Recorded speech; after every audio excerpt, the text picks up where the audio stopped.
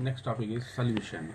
Now, what is a solution? A solution is a homogeneous mixture of two or more components whose composition may gradually changes by changing the relative amount of the component. Say, for example, solution is equal to solute plus solvent.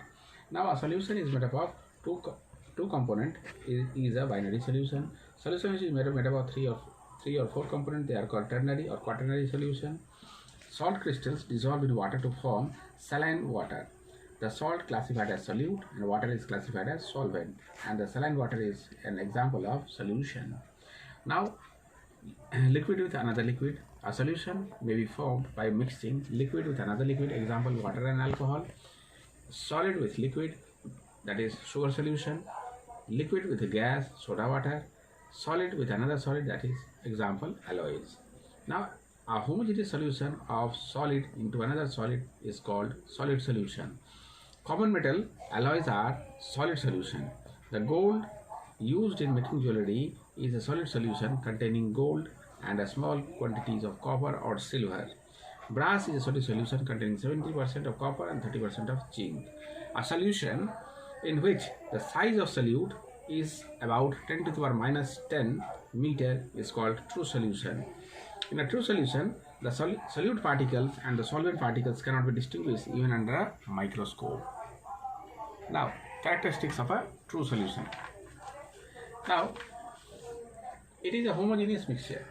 The solute particles are very small, that is 10 to the minus 10 meter. It is clear, transparent. It does not scatter light.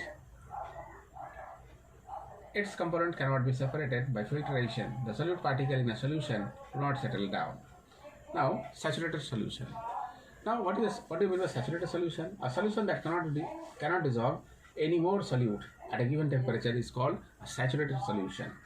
Now, a solution is a homogeneous mixture of solute in a solvent. Its composition may vary till saturated solution is obtained at a particular temperature. Now, effects on cooling a saturated solution. The solubility of a solid usually decreases. The solubility of a solid usually decreases with the fall in temperature. Thus, if the temperature of the saturated solution is lowered, or if a solution left open at a higher temperature for a long time, a part of dissolved solute separates out in the form of crystals, and the remaining solution is still saturated but at a lower temperature. Now, effects of heating on saturated solution. If the saturated solution is heated to a high temperature, then it becomes unsaturated. That means it can dissolve more and more solute. Now, what is an unsaturated solution? Unsaturated solution means a solution that holds more solute than theoretically do at a given temperature is called supersaturated solution. Heat a saturated solution and dissolve more solute to it, then cool it back at a room temperature slowly without causing disturbance. The resultant solution holds more solute than the saturated solution. This is supersaturated solution. Or we can define supersaturated solution as a supersaturated solution at a particular temperature is one that is more concentrated than its saturated solution at that temperature. A supersaturated solution is metastable and slight disturbance like shaking, stirring, scratching the wall of the container or adding a crystals to the solution. Now, concentration of solution. What do you mean by concentration of solution? Say, for example, mass of solute by mass of solution into 100. This is called concentration of solution. That means solute by solvent. What will write? Solute by solution. Solute by solution. Solution means solvent plus water. Solute plus solvent. Okay. Now, volume percentage. What will write? Volume percentage. Volume of solute by volume of solution into 100. Ready? Say, for example, I am showing you one example. 2.5 liters of alcohol in 10 liters of aqueous solution of alcohol. Calculate the volume percentage. What will write? 2.5 by 10 into 100. Now, it will cancel. This is a 25%. Now, 50 gram of sugar is dissolved in 2.5 kg of water. Now, mass of sugar is 50 gram. Now, mass of solvent is 250 gram, 245, 245, 0 gram. Now what will write? Mass percentage, that is mass of solute, that is your 50 by near about 2550. What will write? This plus this is solvent. Then mass of solution 2450 plus 50, 2500 gram. Getting? That's why we will write here mass of solute by mass of solvent into 100. Now 1010 will get cancelled, and like the same we will do. Say 1010 will also get cancelled. 52 that is 2%. Now solubility. What do we mean by solubility? Now let's see here. The solubility of a solute in a particular solvent at a given temperature is equivalent to maximum number of grams of solute necessary to saturate 100 gram of that solvent at a particular temperature. A substance that has negligible solubility is called an insoluble. Example, silver chloride, which has 0.00015 gram of solubility. On the other hand, a substance that has more negligible but less high solubility is called sparingly soluble. Example, calcium hydroxide, which has 0.17 gram as its solubility. A substance which has high solubility, such as sodium chloride, is simply called soluble. Now, what are the factors that affect the solubility? Now the factors are: size of the solid particle. Smaller the size of the solid particle, greater is the total surface area exposed to the solvent. Therefore, greater is the solubility of that solute. What I said, size of the solid particle. If the size of the solid particle will be less, more and more solute can be dissolved. Stirring. This brings more of the solvent in contact with the solute, and thus increases the rate of formation of solution. If more will stir, we will get more and more solution. Now temperature. The solubility of a gas in a liquid always decreases with the rise in temperature, but the solubility of most of the solid in water usually increases with rise in temperature. Now, if we see the solubility curve, so what do you mean by solubility curve? Solubility curve is what? Solubility curve is a line graph that plots changes in solubility of a solute in a solvent against changing temperature. You will see, say, example of sodium sulfate with 10 molecules of water. But you will see that it will rise first, then it will decreases slightly. Why? Because here this is the formation of Na2SO4. Here it is Na2SO4 with 10 molecules of water. Though this 10 molecules of water is hydrated here, that's why we will get this crystal. As a result, what will be there? There will be slightly, it becomes hydrous. It becomes hydrous at this temperature is how much? This is your 32.8 degree, getting centigrade. At this temperature, this salt, what it will do? It will become below, hydrous below 32 point. It is hydrous below 32 point this, and this anhydrous become at greater than this temperature. Now, look here, solubility curves can be used. What is the uses of solubility curve? To determine the solubility of a substance at a particular temperature, the effect of cooling of a hot solution of different substance can be found from the curve. Now, determination of solubility of a solute at a particular temperature. That means what we will write? Mass of the saturated solution. Mass of the saturated solution. What is this? This is your M1 minus M. Mass of solute. What we will write? M2 minus M. Now, mass of solvent. M1 minus M. M2 minus M. M1 minus M2. Ready? Now, solubility. Mass of solute, M2 minus M, by mass of solvent, M1 minus M2 into 100. Get it? Now, see dear student here, for example I am showing you 12 gram of saturated solution, that means weight of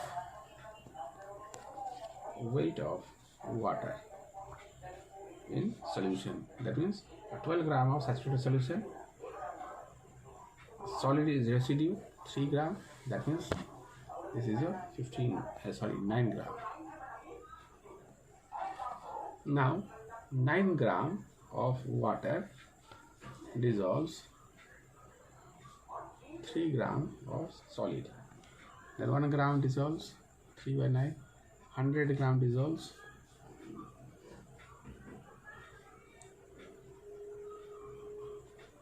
getting. Now see one more example I am showing you. Find the weight of a sodium nitrate required to prepare 60 gram of pure crystal from its saturated solution at 70 degrees centigrade. Solubility of sodium nitrate is this at 70 degrees centigrade and 100 gram at 25 degrees centigrade. That means solubility at 70 degrees centigrade is 140. Solubility at 25 degrees centigrade is 100. Now amount of crystal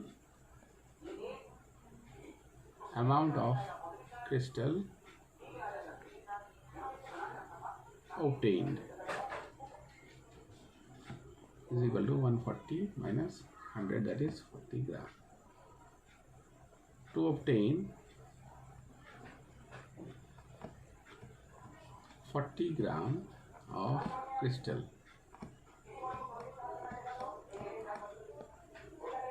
sodium nitrate taken is 140 gram.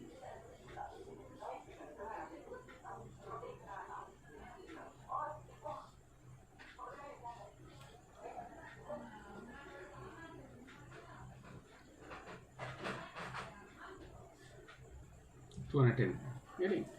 Now see dear student, like this you saw what are the numericals are given, you all have to practice those numericals nicely.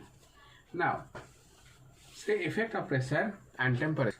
Now at a given temperature, mass of a gas dissolved by a fixed volume of liquid is directly proportional to the pressure on the surface of a liquid. This law is known as Henry's law. For example, solubility of carbon dioxide in water under a normal atmospheric pressure is rather low, but when a water surface is subject to a higher pressure, lots of more carbon dioxide get dissolved in it, as is seen in case of soda water. On opening the soda water bottle, the dissolved gas rapidly bubbles out since the pressure on the surface of water suddenly decreases. Temperature. An increase in temperature of water causes decrease in solubility of gas. Thus, boiling water loses its taste, since some taste of water is due to the gas in it. On boiling, this gas escapes from the water, leaving tasteless. A decrease in temperature of water increases the solubility of gas in water. That is why chilled soft drink bottle gives out less fizz. Now, crystals. A crystal is a homogeneous solid of definite geometrical shape. It has symmetrical arranged smooth plane surface which meet forming a sharp edge. Say for example, say this type of edges.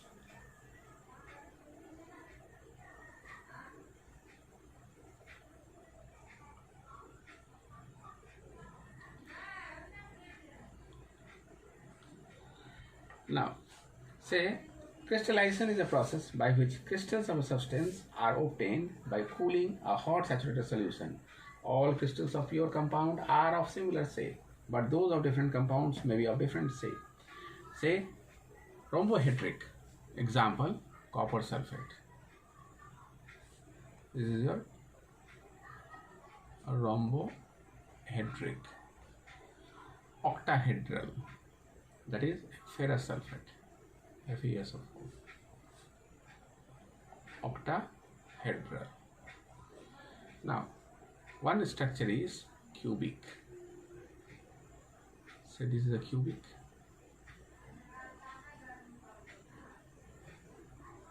This is your rhombohedric.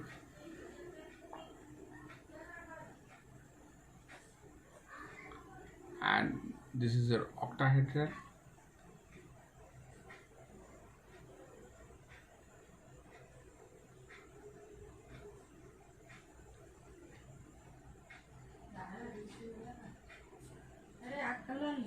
This is your dihedral, and one is prismatic. Now these are the shapes of the crystals. Now what do you mean by hydrated and anhydrous substance? Substance which can contain water molecules along with them. So for example, Na2, CO3 dot 10 molecules of water. Now this is sodium carbonate decahydrate, and what we will write, CuSO4 dot 5H2O. This is called blue vitriol.